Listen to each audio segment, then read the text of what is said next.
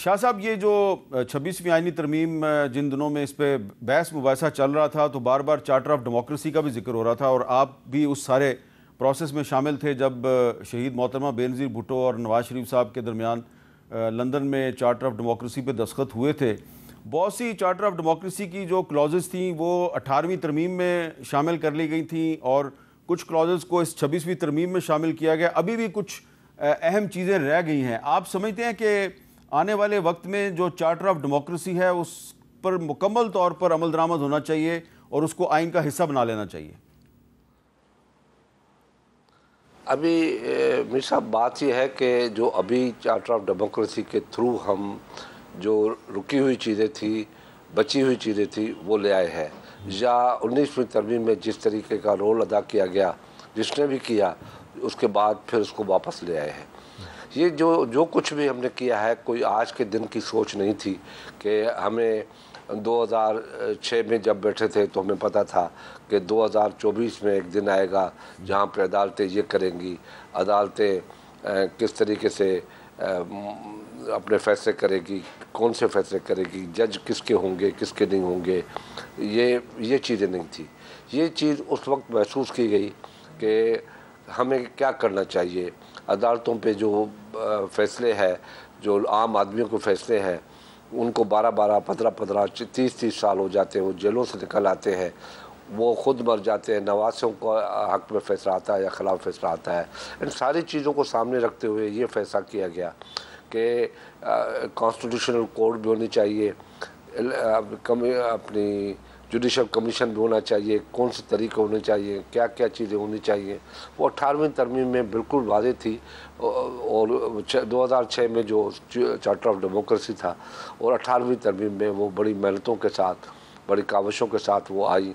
कुछ बच गई उन हालात की वजह से कि कुछ पार्टियों को एतराज़ात थे, उनको सामने रखते हुए ये बच गई और नहीं कर सके।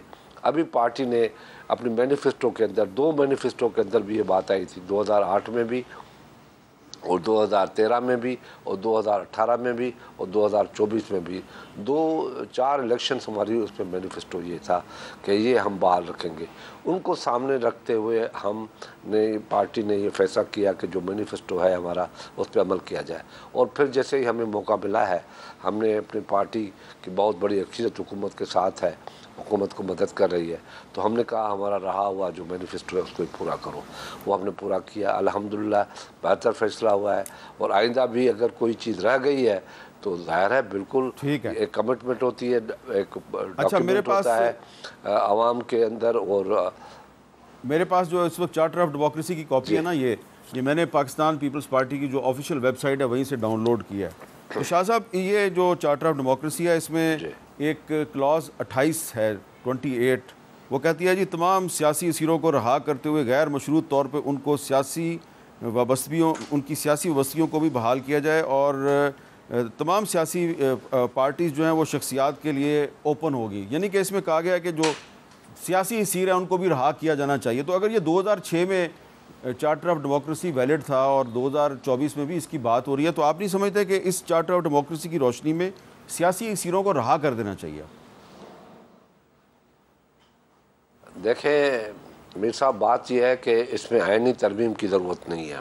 हाँ, 2008 में जब हम आए तो पाकिस्तान के अंदर एक कैदी भी नहीं था और आपने देखा कि हमने बहुत मुख्तसर छोटी सी हुकूमत मेंबरान के साथ हमने जो कुछ भी किया सिर्फ इसलिए कामयाब हम गए कि हमने कोई सियासी इंतकाम या सियासी झगड़ा या कोई ऐसी बात नहीं की अपोजिशन के साथ, उनको खुला प्लेटफार्म दिया।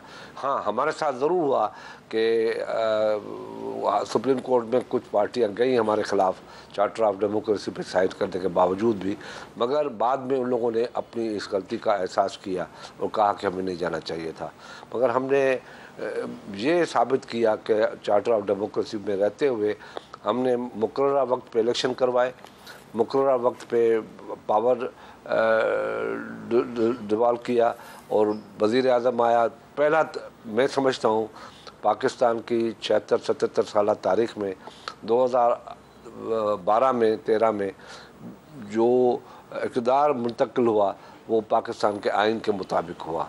और वो जाने वाले को भी गार्ड ऑफ ऑनर दी गई, आने वाले को भी गार्ड ऑफ ऑनर दी गई। प्रेसिडेंसी में भी ये हुआ और उसके बाद फिर जो तरीका हुआ वो आपने देखा कि क्या हुआ, किसी को 5 पंचर लगे, किसी को 35 पंचर लगे, क्या तरीके हुए। उसमें यकीनन आज इस बात की ज़रूरत है कि पाकिस्तान के लिए बहुत ज़रूरी है कि सियासी इख्तलाफात भुला के सियासतदानों को अपना काम करना चाहिए, अदलिया को अपना काम करना चाहिए, एग्जीक्यूटिव को अपना काम करना चाहिए। तो आप ये एग्री कर रहे हैं, आप एग्री कर रहे हैं कि तमाम सियासी कैदियों को रहा होना चाहिए? मैं बिल्कुल,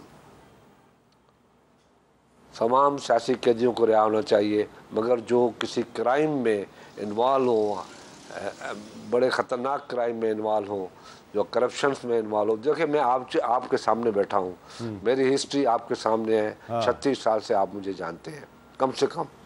आप भी जब यंग थे, जवान थे, स्मार्ट थे माशाल्लाह, तब से आप मुझे जानते हैं। मैं भी कम से कम आपकी तरह ही जवान था। आपसे बड़ा ज़रूर हूँ मगर जवान थे। हमने सियासत यही सीखी है कि सियासत में इंतकाम नहीं होना चाहिए। बिल्कुल। मगर उसके बावजूद भी मैं आज भी नेब की अदालतों के चक्कर काट रहा हूँ, बैठा हुआ हूँ, और मैं कहीं नहीं जा रहा कि भाई मुझे अब मेरी जान छोड़ो। मैं फेस कर रहा हूँ।